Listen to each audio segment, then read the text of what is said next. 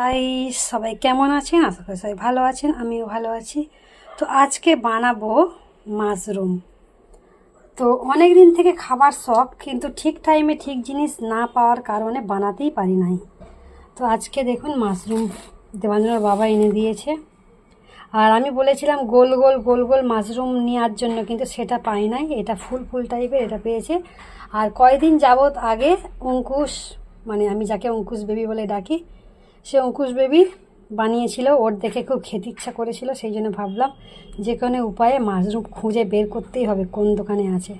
তো সেই জন্য দেবাঞ্জনের বাবা শপিং মলে গিয়ে কিনে এনেছে। তো দেখুন 180 গ্রাম, তার দাম হচ্ছে 90 টাকা, দেখতেই পাচ্ছেন। তো এটাই আজকে বানাবো।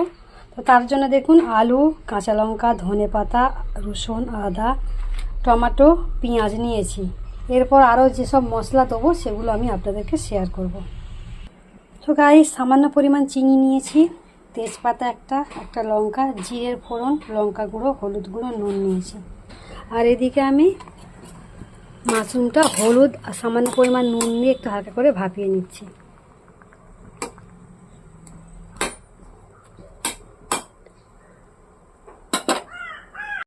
তো ভাপানো কমপ্লিট হয়ে গেছে, এটাকে আমি এবার ঢেলে জল ঝারিয়ে নেব। তো গাইস দেখতেই পাচ্ছেন কড়াই আমি পরিমাণ মতো তেল দিয়ে দিয়েছি। এর মধ্যে আমি শুকনো লঙ্কার ফোড়ন, তেজপাতা আর এই যে জিরের ফোড়ন দিয়ে দিচ্ছি। দিয়ে আমি আলুগুলোকে সুন্দর করে ভেজে নেব। তো আমি আলু দিয়ে দিয়েছি, এবার আমি সামান্য পরিমাণ নুন ছড়িয়ে দিচ্ছি আলুর মধ্যে, নুনটা ঢুকে যাওয়ার জন্য। সামান্য পরিমাণ হলুদও দিচ্ছি। তো গাইস এবার আমি এর মধ্যে পেঁয়াজগুলো তুলে দেবো।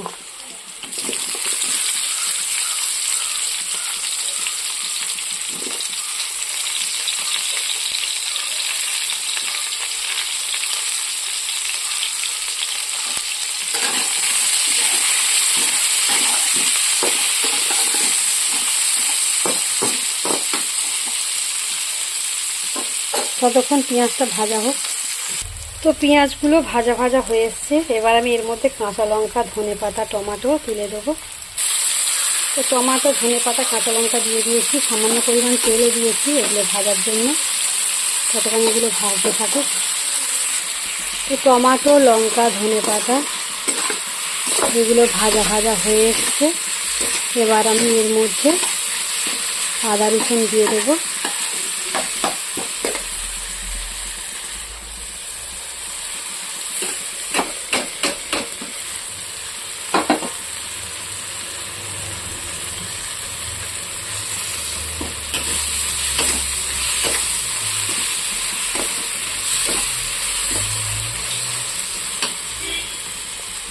লঙ্কার গুঁড়ো, হলুদের গুঁড়ো আর যেটুকু নুন বেঁচেছিল সেটুকু দিয়ে দেবো। চিনি পরিমাণ মতো।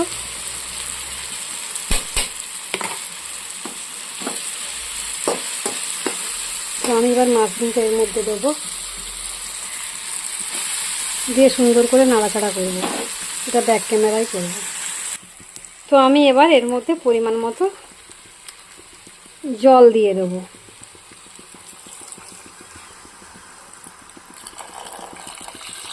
শুধু আলুটা সেদ্ধ হওয়ার মতো দেবো, বেশি দেবো না।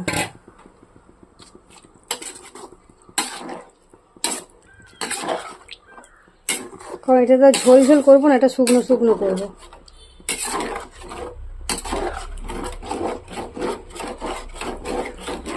কালারটা দেখুন কত সুন্দর এসেছে, ফাটাফাটি একটা কালার। তো আমি দুটো এলাচ থেঁতো করে রেখেছিলাম, এই যে দেখতেই পাচ্ছেন, এই এলাচটা আমি দিয়ে দিচ্ছি। আর এর মধ্যে আমি একটা ঢাকনা দিয়ে দেবো, যেহেতু আলুটা তাড়াতাড়ি সেদ্ধ হবে সেই কারণে।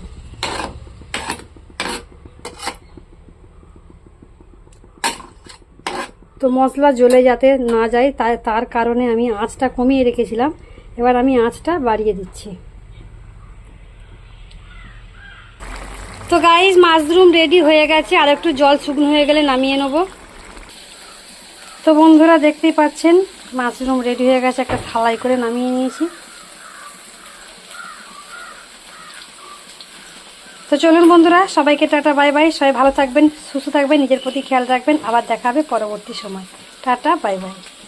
তো গাইস, আজকে হচ্ছে ডাঁটা দিয়ে চিংড়ি মাছের রেসিপি। মানে এটা হচ্ছে লাল ডাঁটা, কাঁচা লঙ্কা চেরা আছে, আলু কাটা আছে, চিংড়ি মাছ ভাজা আছে, পেঁয়াজ কুচনো আছে, টমাটো আছে, ধনে পাতা এদিকে ভেজানো আছে, আর টিয়া ওদিকে কড়াতে পেঁয়াজগুলো দিয়ে দিয়েছে। আমি পেঁয়াজটা দেখাচ্ছি। এই যে পেঁয়াজ দিয়ে দিয়েছে, পেঁয়াজটা ভাজা চলছে, এখন এটা ভেজে নিক, ততক্ষণ আবার দেখাচ্ছি। তো গাইস, সব সবজিগুলো কড়াই দিয়ে দিয়েছে, দিয়ে নাড়াচাড়া করছে, দেখতেই পাচ্ছেন। তো ভালোই লাগছে দেখতে। দাঁড়াও দেখাচ্ছি, নুন দিব। এবার নুন দিয়ে দিচ্ছি পরিমাণ মতো নুন। এবার কি হলুদ গুঁড়ো দেবে না একটু পরে দেবে? দিচ্ছি, দাঁড়াও পরে দেখাবো। এখন আমি যে তো গাইস, সামান্য পরিমাণ হলুদের গুঁড়ো, সামান্য পরিমাণ লঙ্কার গুঁড়ো দেওয়া হয়েছে। এবার দেওয়া হবে সামান্য পরিমাণ জিরের গুঁড়ো। এই যে, হ্যাঁ, অল্প করে জিরের গুঁড়ো দেওয়া হচ্ছে। এবার এটাকে সুন্দর করে নাড়াচাড়া করা হবে, করার পরে হালকা করে জল দেওয়া হবে। ধনে পাতা কখন দেবে? লাস্টে। ধনে পাতাটা লাস্ট দেওয়া হবে। নাড়াচাড়া করে দাও। দেখো, চিংড়ি মাছের ডাঁটা দিয়ে তরকারি হচ্ছে, হলে পরে দেখাবো, ঠিক আছে বন্ধুরা। কড়াই উল্টে যাচ্ছে, এই যাবি না উল্টে।